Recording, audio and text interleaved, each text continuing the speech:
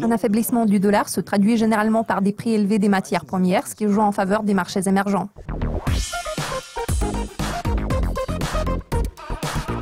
Bruno, bonjour et bienvenue. C'est toujours un plaisir de vous accueillir. Aujourd'hui, nous nous concentrerons sur l'économie américaine et sur certains indicateurs importants. Commençons par la dépréciation du dollar américain. Sera-t-elle durable? Bonjour Jack. Regardons le graphique hebdomadaire de l'indice du dollar américain. Nous voyons des bougies qui descendent. C'est un signal clair d'une tendance baissière. Regardons cette ligne. Elle représente l'écart qui existe entre les taux américains et les taux allemands. Lorsqu'il se resserre, cela signifie que les taux américains se rapprochent des taux allemands, ce qui rend l'euro plus attrayant dans le contexte d'une baisse du dollar. Maintenant, nous sommes près du soutien qui se situe aux alentours des niveaux de 94-93. En même temps, il semblerait que la ligne orange ait touché le fond. Étant donné que nous sommes dans une zone de survente, nous pourrions nous attendre à ce que l'oscillateur se retrouve près de la ligne de support. Une certaine pause est envisageable dans cette zone. Cette baisse du dollar s'est-elle répercutée sur les marchés européens? Théoriquement, cela devrait être le cas parce qu'il devient plus difficile d'exporter pour les entreprises industrielles européennes. Regardons la force relative de l'Eurostoxx. Elle s'est affaiblie par rapport au S&P 500. Vous voyez cette ligne qui descend. Maintenant, nous voyons que nous restons toujours au même niveau de soutien clé, tout comme il y a 2 semaines. Ce soutien clé se situe entre 3400 et 3500. Pour ce qui est de l'indicateur de la dynamique, il est clairement dans une zone de survente. Même si l'on se maintient à ce niveau pendant un certain temps, un rebond s'annonce probable. Puis nous pourrions voir une correction vers la barre de 3300. La faiblesse du dollar affecte-t-elle le Japon? Son impact sur le Japon est un peu moins prononcé. La ligne orange qui représente le yen se maintient au sein de la fourchette au lieu de progresser. Cela signifie que l'euro se renforce par rapport au yen. Cela affecte un peu moins la force relative du Nikkei contre le S&P. Fondamentalement, le mouvement est plat. Presque rien ne se passe. Nous restons toujours dans une fourchette très étroite, comprise entre 19 500 et 20 500.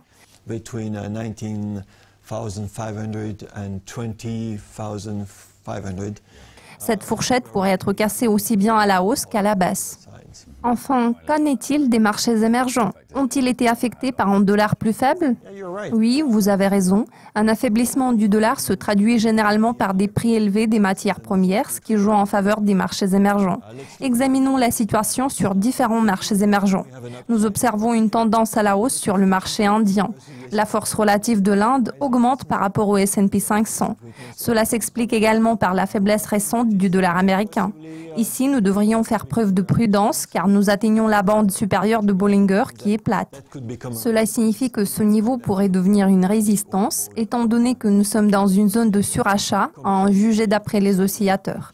Si nous comparons l'Inde à la Chine, ici nous verrons également une tendance haussière. Ces 3 dernières semaines, nous avons enregistré une forte progression.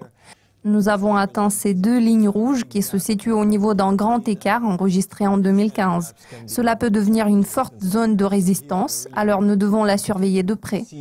Cela pourrait prendre du temps car la force relative de la Chine par rapport au S&P 500 est relativement stable. D'accord, n'oublions pas le Brésil. Oui, jetons un coup d'œil au marché brésilien. Le graphique journalier nous montre qu'il a stagné en dessous de sa ligne de résistance. Fondamentalement, cette énorme divergence s'explique par l'incertitude politique qui s'est accentuée en mai. La dynamique devient baissière. Il est probable que nous resterons à ce niveau pendant un certain temps.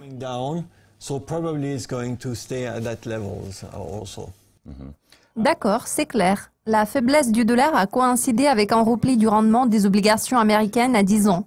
Que pouvez-vous dire sur les taux d'intérêt américains? En effet, il y a 2 semaines, les taux se situaient à 2,40%. Puis, ils ont reculé vers 2,25%. Cela s'est produit parallèlement à une baisse du dollar américain. Cette tendance baissière a été cassée tout dernièrement.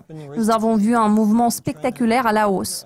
Compte tenu du fait que la dynamique progresse et s'éloigne des niveaux survendus, cela laisse envisager un rebond vers 2,40.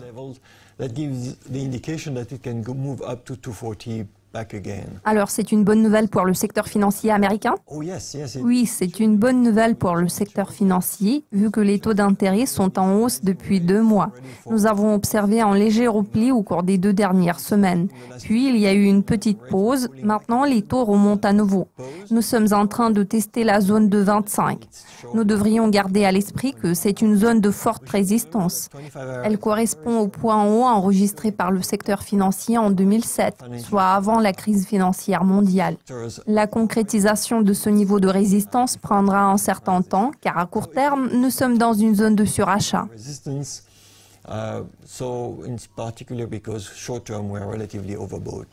Le secteur de la technologie affiche également un mouvement haussier. Cette tendance va-t-elle se poursuivre?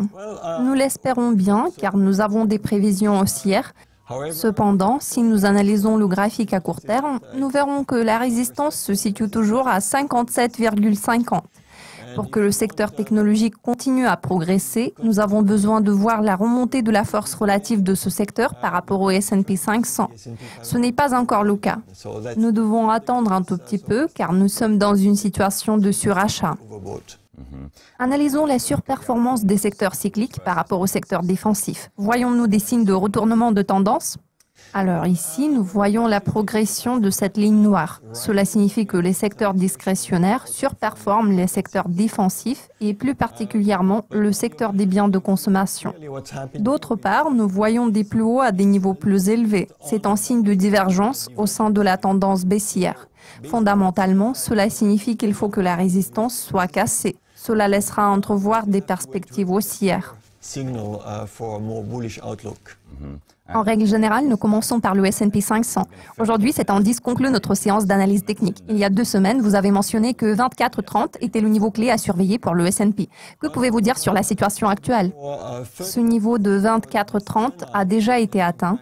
La ligne de tendance a été cassée. Nous avons observé une nette augmentation qui nous a ramené vers des sommets plus élevés à 24,77, 24,81. Pourtant, ici, nous avons remarqué quelque chose d'important. L'indicateur stochastique n'a pas enregistré de plus haut à un niveau plus élevé. Il s'agit donc d'une divergence baissière. Cela signifie qu'il y aura une pause à court terme. Nous avons également remarqué que le prix s'était retrouvé à 24,77. Il n'a pas réussi à grimper vers 24,81. Et ce, en dépit du fait que le VIX est inférieur à 10%, ce qui est un niveau très bas. Cela crée un retournement haussier. Nous ferions mieux d'être prudents par rapport au S&P.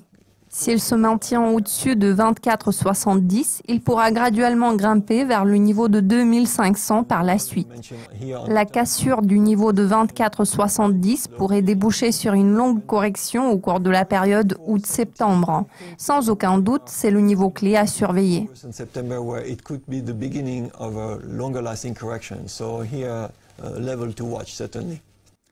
Merci de votre participation, Bruno. Je vous en prie. Merci de votre attention. Bruno reviendra dans notre studio dans un mois. À la prochaine.